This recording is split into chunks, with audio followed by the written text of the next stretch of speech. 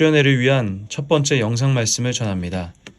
말씀을 전하기 전에 우선 이야기해 드릴 것이 있는데 우리가 지금 듣고 있는 이 영상은 수련회를 위한 영상입니다. 수련회에 참가하는 청년들은 이 영상을 통해 수련회를 기도로 준비하며 반대로 수련회에 참가하지 못하는 청년들은 이 영상을 통해 간접적으로 수련회에 참가합니다. 이 영상을 통해 시집나 청년들 모두에게 은혜의 시간이 되시기를 간절히 기도합니다. 영상은 총 3편으로 구성됩니다. 수요일, 목요일, 금요일. 저는 이 3번의 영상을 통해 이번 수련회의 주제인 남은 자의 이 세 모델을 성경 속에서 만나보려고 합니다. 남은 자란 하나님께서 불러 모으시고 구원하시는 백성을 의미합니다. 하나님께서는 죄로 물든 이 땅과 사람들을 심판하셨는데 꼭 하나님께서는 그 심판 이후에 꼭 일부를 남겨두셨죠. 그리고 그 일부를 통해 새로운 역사를 만들어 가셨습니다. 바로 그들이 남은 자인 것입니다. 우리는 모두 남은 자가 되어야만 합니다. 그러나 모두가 남은 자가 아니었다는 사실을 우린 성경을 통해 알 수 있죠. 그렇다면 이를 위해 우리가 남은 자가 되기 위해 우리에게 필요한 것이 무엇인가에 대해서 성경의 모델을 만나보도록 하겠습니다. 오늘은 첫 번째 시간으로 노아를 만나보겠습니다. 노아는 대표적인 남은 자의 모델입니다. 성경은 노아라는 인물을 소개할 때 아주 독특한 방식으로 소개합니다. 창세기 6장 6절로 7절에 보시면 땅 위에 사람 지으셨음을 한탄하사 마음에 근심하시고 이르시되 내가 창조한 사람을 내가 지면에서 쓸어버리되 사람으로부터 가축과 기는 것과 공중의 새까지 그리하리니 이는 내가 그것들을 지었음을 한탄함이니라 하시니라 라고 기록하죠. 하나님께서는 세상을 지으신 것에 대해서 큰 후회를 하셨고 결국 세상을 심판하시겠다라는 말씀을 하십니다. 그리고 나서 8절을 이야기하십니다. 그러나 노아는 여호와께 은혜를 입었더라. 이런 본문을 통해서 우리가 알 수 있는 점은 노아는 바로 대표적인 남은 자라는 사실이죠. 하나님께서 모든 것을 심판하시기로 하신 상황 속에서 하나님은 노아를 축복하셨고 노아를 은혜를 입게 하셨고 그리고 노아를 남겨두셨다라는 것입니다. 그렇다면 노아는 어떻게 하나님의 남은 자가 될 수 있었을까? 이 두 가지를 보도록 하겠습니다. 이 9절에 보시면 이에 대한 우리가 근거를 찾을 수가 있습니다. 9절을 보시면 이것이 노아의 족보니라.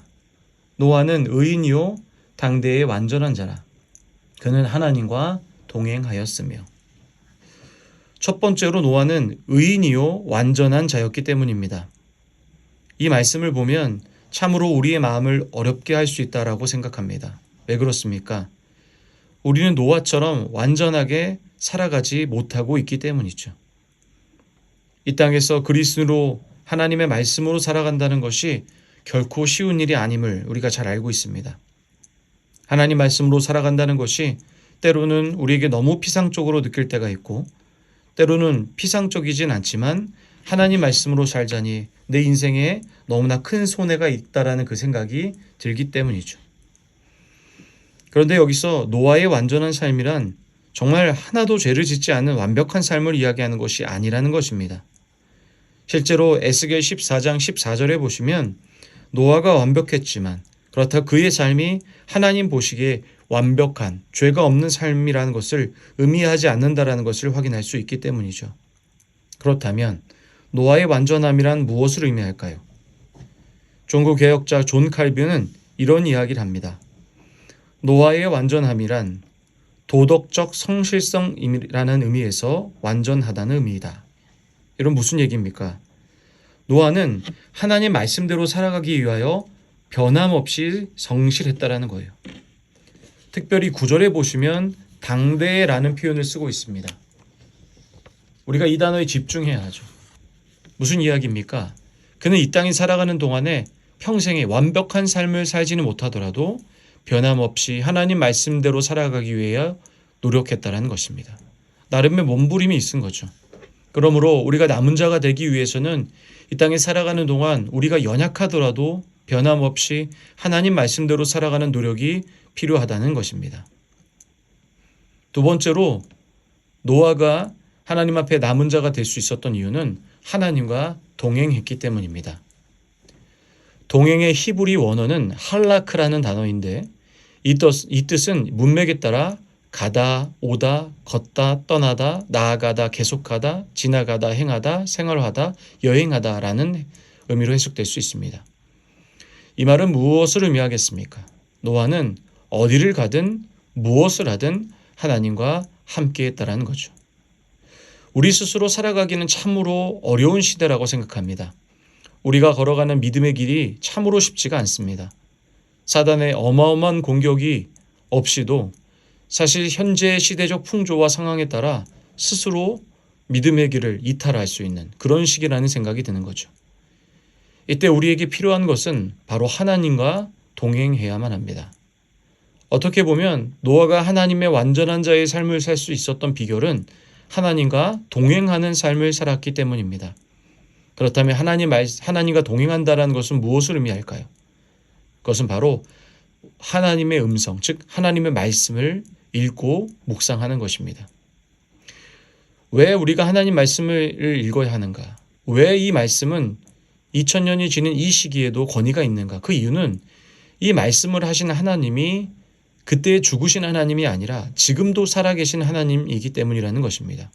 그러므로 우리가 지금 읽는 말씀은 하나님께서, 즉 살아계신 하나님께서 우리에게 현재에 말씀하신 것이기 때문이라는 거죠. 이것이 바로 하나님과 동행한다는 것입니다. 사랑하는 청년 여러분, 지금의 시기는 믿음의 사람이 믿음의 길을 걸어가기 참으로 어려운 시기입니다. 노아도 그랬듯이 우리도 그렇죠.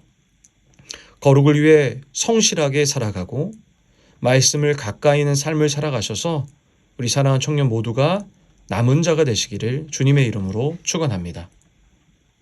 감사합니다.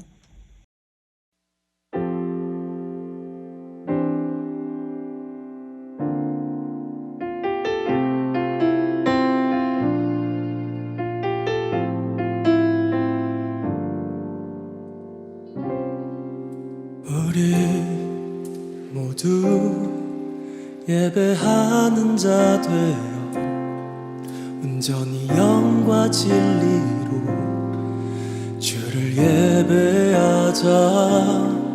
주가 우리와 함께 영원히 함께 하시고 마르지 않는 샘물로 우릴 채우시리. 우리 모두 예배하는 자 되어 온전히 영과 진리로 주를 예배하자. 주가 우리와 함께 영원히 함께 하시고 마르지 않는 샘물로 우릴 채우시리라.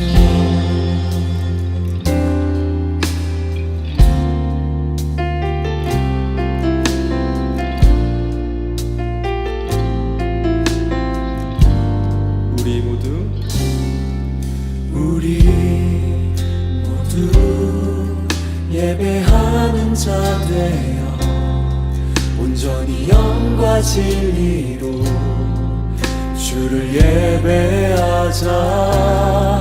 주가 우리와 함께 영원히 함께 하시고 마르지 않는 샘물로 우리 채우시리.